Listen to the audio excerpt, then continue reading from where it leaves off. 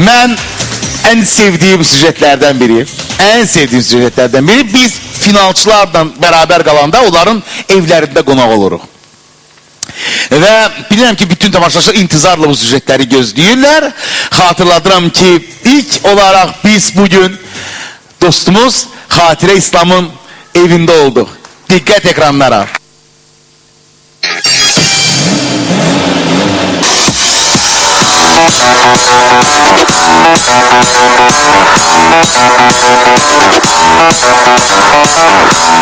Xatirəni gözləyirik. Hacniyyət, iradə, gözüm, səbir. Mən elə hesab edirəm ki, xatirə qələbə ilə qayıdacaq. Sabırsızlığı gözlüyorum.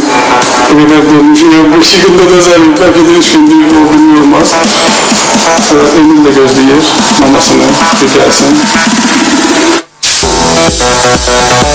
Ben en çok Sami'yi olmak istiyorum.